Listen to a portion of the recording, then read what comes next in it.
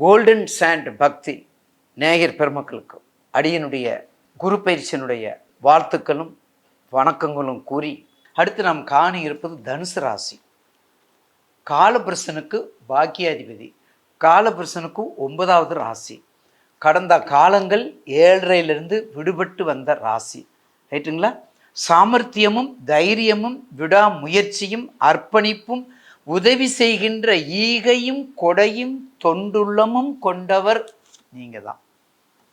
பிறருக்கு என்ன செய்யணும், என்ன தெரியும், அவருக்கு என்ன வேணும் அப்படின்னு நினைக்க மாட்டீங்க. எத்தனை டீ வாங்கி கொடுத்துருக்குற, எத்தனை டிஃபன் வாங்கி கொடுத்துருக்குற, எத்தனை சாப்பாடு கொடுத்துருக்குற, இதெல்லாம் கேட்குறது யாரு? தனுசு ராசி தான்.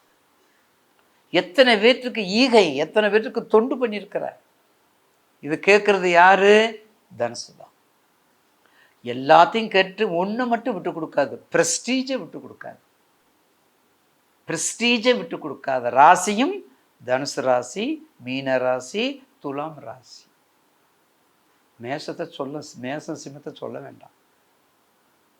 இப்போ காலபுருஷனுக்கு 9வது ராசி நமக்கு தனுசு ராசி. அப்போ தனுசு ராசியை பற்றி நம்ம சொல்லுதுன்னா, கடந்த காலங்கள் வசந்த காலங்கள். கடந்த காலங்கள் நன்மையை 90% நன்மையும் 10% தீமையும் கொடுத்த காலங்கள். எந்த குறைபாடும் இல்லாததை கொடுத்துருக்கின்ற. ஏன்னா 7.5 முடிஞ்சிருச்சு. 7.5 முடிஞ்சோன்னா நல்லது தானே கொடுப்பாரு சனீஸ்வரர். அப்படிப்பட்ட கண்டிப்பாக தனுசு ராசி நேயர்களுக்கு இந்த குருப்பெயர்ச்சியை விட இந்த கடந்த கால குருப்பெயர்ச்சி மிக அற்புதமான யோக பலனையும் மிக நல்ல உயர்வையும் வெளிநாட்டு வாழ்க்கையும் குடும்பத்தையும் குதூகலமாக்கி வைத்திருந்த காலங்கள் கடந்த குருப்பெயர்ச்சி காலம். இருப்பினும் இப்போ என்ன ஆகுதுன்னு பாருங்க. உங்கள் ராசிக்கு, உங்களுடைய ராசிக்கு 2க்கு உரியவர் 2ஆம் இடத்தை 9ஆம் பார்வை பார்க்குறார். உங்கள் ராசிக்கு 2ஆம் இடத்தை நல்லா கவனிச்சுக்கோங்க, 9ஆம் பார்வை பார்க்குறார். அப்போ 2ஆம் இடத்தை 9ஆம் பார்வை பார்க்கும்பொழுது 2ஆம்ங்கிறது எதை கொடுக்கக்கூடியது? எல்லா செல்வத்தையும் கொடுக்கக்கூடியது. யார் பார்க்குறது? பாக்கியத்தை கொடுக்குறது பார்க்குறாரு. அப்போ பிரச்சனை முடிஞ்சிருச்சா? அப்போ எல்லாம் சுபிச்சம் உண்டாகும். செயல் தீவிரமாக ஆக்கப்படும். உத்தியோகம் மிக விரைவில் ப்ரொமோஷன் கிடைக்கும். குடும்பத்தில் திருமண உறவு வெகு சீக்கிரம் கெட்டி மேலே கிடைக்கும். அடுத்து 10ஆம் இடத்தை 5ஆம் பார்வை. 10ஆம் இடத்தை 5ஆம் பார்வை பார்க்குறாரு பாருங்க. 10ஆம் இடம் யாரு? கன்னி. 10ஆம் இடத்தை 5ஆம் பார்வை.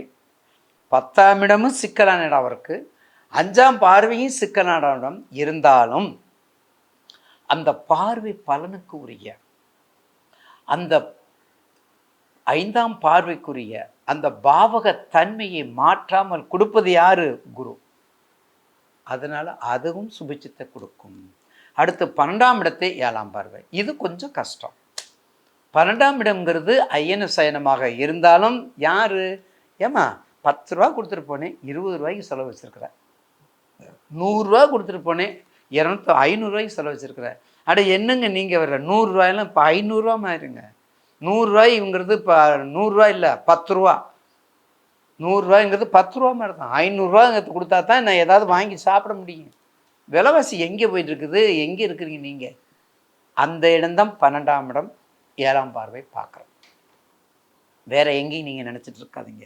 ஆக 12ஆம் இடத்தை பார்க்கும் பொழுது கொஞ்சம் கவனமாக இருக்க வேண்டும். 12ஆம் இடத்தை பார்க்கும்போது கொஞ்சம் கவனமாக இருக்க வேண்டும். ஆக கண்டிப்பாக வம்பு, வழக்கு, விபத்துக்கள் இதிலிருந்தெல்லாம் தப்பிச்சு வரக்கூடிய எல்லா நேரத்திலேருந்து வந்துட்டீங்க. 7லிருந்து விடுபட்டு வந்துட்டீங்க. 7.5 சனீஸ்வரர் உங்கள் வீட்டுக்கு உங்களை கம்ப்ளீட்டாக உங்களை ஒதுக்கிட்டாரு. இன்னும் எந்த பிரச்சனையும் இல்லை. இருந்தாலும் தேவையில்லாத பிரச்சனையில் ஈடுபடக்கூடாது.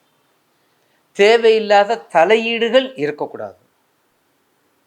ஏன்னா உங்களுக்கு ராசிக்கு 6, உங்களுடைய ராசிக்கு 6, குரு 8 8மாதிபதி. அப்போ அஷ்டமத்தை குரு. இவ்வளோ நல்லா சம்பாரிச்சிங்க. அப்போ சம்பாதிக்கும் போது சிக்கனமே சரிச்சு. அதுக்கு தான் அந்த பாசிட்டிவ் நெகட்டிவ்னு கொடுத்துருக்காங்க. நம்ம முன்னோர்கள் வழிவகுத்து நடத்தியிருக்காங்க. ஒன்று உச்சமும் ஒன்று ஆட்சி. உச்சம்னா ஆட்சி, அப்போ உச்சம்னா நீச்சம். இருக்கணும்ல. நல்லதுன்னா கெட்டது இருக்குதுல்ல, அதே மாதிரி அப்போ உங்கள் ராசிக்கு 6ஆம் இடம் குரு இருப்பதனால் ஒரு ப்ளஸ் பாயிண்ட் இருக்குதுங்க. உங்களுக்கு நல்ல சாரமாக இருக்கிறதுனால நீங்கள் மிருகசீரிசமாக இருந்தாலும் சரி, கிருத்திகை சாரமாக இருந்தாலும் சரி, ரோகிணி சாரமாக இருந்தாலும், எந்த சாரமாக இருந்தாலும் நட்பு பெற்ற கிரமாக இருப்பதனால் இந்த 5 வருஷமாக அந்த கடையில் கொடுத்துருக்குறேன், 5 வருஷமாக அந்த ஓனர்கிட்ட கொடுத்த பணம் வரல. ஆனால் பாருங்கள், இந்த குரு பயிற்சியில் வந்துருச்சு, சுவாமி ரொம்ப தேங்க்ஸ்ன்னு சொல்லி ஃபோன் பண்ணுவீங்க.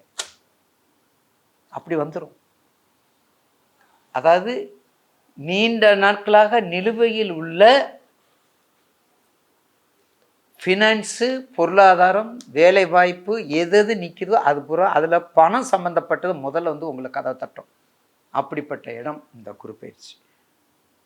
ஆக நிச்சயமாக எவ்வளவு ஜாலியாக இருந்தீங்களோ அந்தளவுக்கு இந்த குரு பயிற்சியிலும் கொஞ்சம் கவனமாக இந்த குரு பயிற்சியிலும் கொஞ்சம் கவனமாக இருந்து கொஞ்சம் போன தடவை நீங்கள் ஆரம்பிச்சிருக்கிறீங்க, இந்த தடவை நீங்கள் என்ன பண்ணுறீங்க, அந்த ஆரம்பித்த தொழில் நல்லா போகணும், நல்லா டெவலப்மெண்ட் பண்ணணும் அப்படின்னா அஷ்டமி, தேய்பிறை அஷ்டமியை நான் ஏற்கனவே பலமுறை பதிவு செஞ்சுருக்கிறேன்.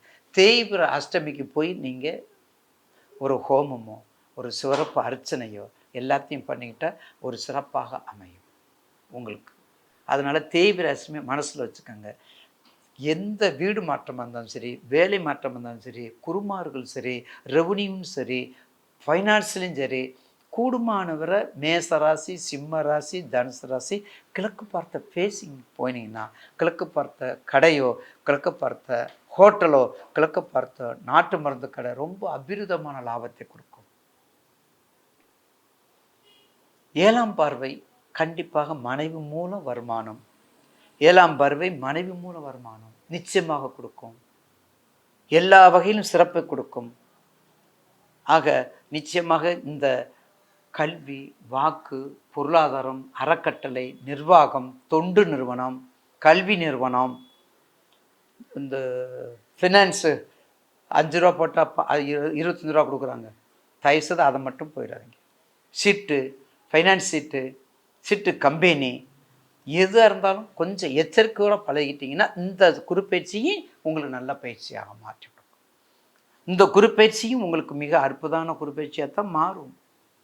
ஏன்னா நசுக்கி எடுத்துடுச்சு அந்த அளவுக்கு. இனிமேல் இந்த குரு பயிற்சி ராசிநாதன், உங்கள் ராசிநாதன் 8க்கும் 11க்குரியவன், உங்களுக்கு 8க்கும் 11க்குரியவன். முதல்ல கஷ்டத்தை கொடுப்பான், அப்புறம் கண்டிப்பாக லாபத்தை கொடுப்பான்.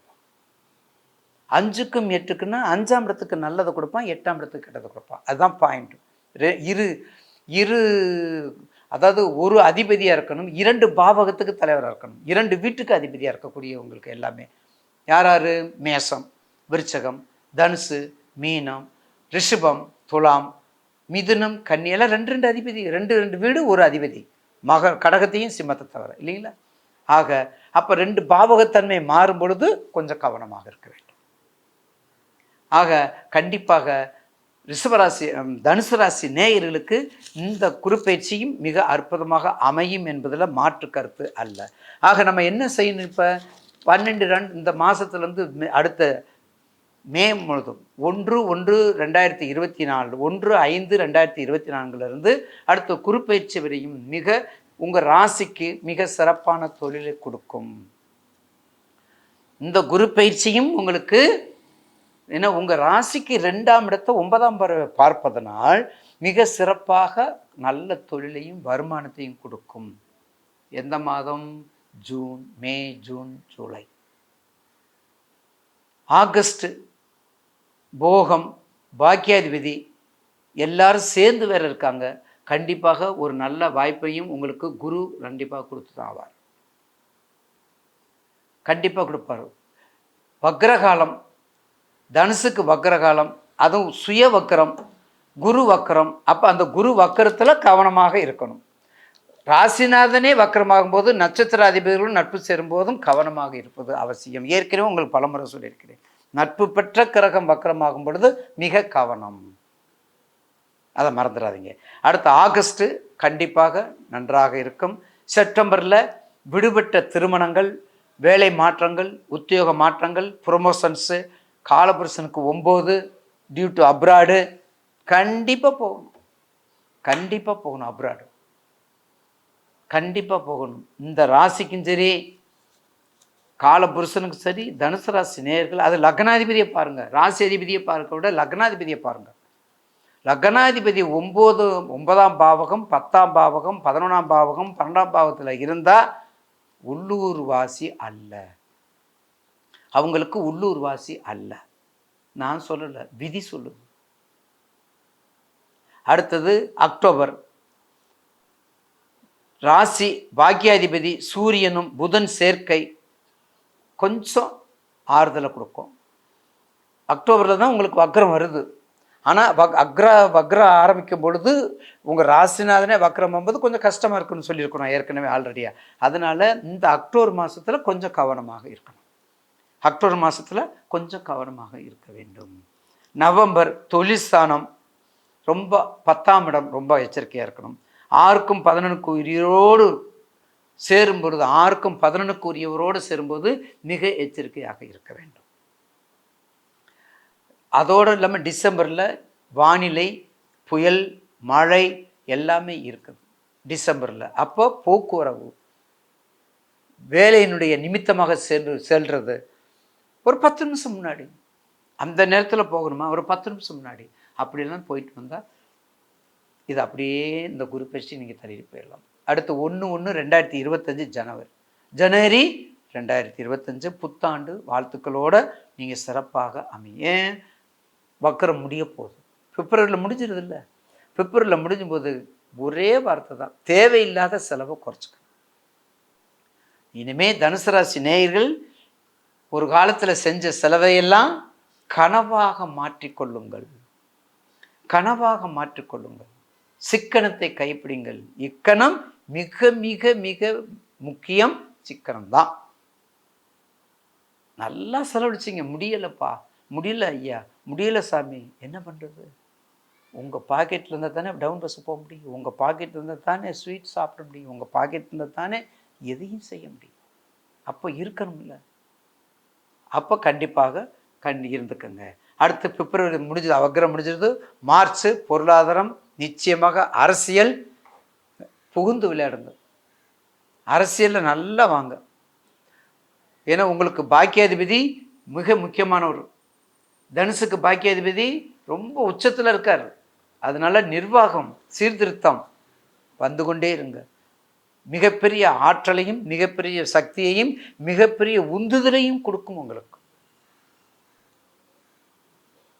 அடுத்து ராசிநாதனே வக்கரம் அடையும் போது குரு பிரீத்தி நம்ம பண்ணிக்கலாம். குரு பரிகாரங்கள், குருவினுடைய மந்திரங்கள், குரு பாராயணங்கள், அதனுடைய பாடல்கள், பதிகங்கள், குருமார்களை வழிபடுவது, அன்னதானம் கொடுப்பது, எல்லா வயது முதிர்ந்தவர்களுக்கு காப்பகத்தில் போய் அவங்களுக்கு வேண்டிய வஸ்திரதானம், அன்னதானம், ஆடை தானம், ஏதோ ஸ்வீட்டு, உங்கள் குழந்தைகள் பிறந்த நாள், திருமண நாள், இந்த இதற்கெல்லாம் போய் சீனியர் சிட்டிசனுங்க பார்த்தீங்களா, அப்படிப்பட்டவங்களுக்கெல்லாம் போய் கொடுத்தீங்கன்னா மிக அற்புதமான, உங்களுக்கு இன்னும் அந்த கெடுதி வராது, ஒரு மிகப்பெரிய நல்ல பலனை கொடுக்கும் என்பதெல்லாம் மாற்று கருத்து அல்ல. தனுசு ராசிக்கு 50% மார்க், 50% மார்க்.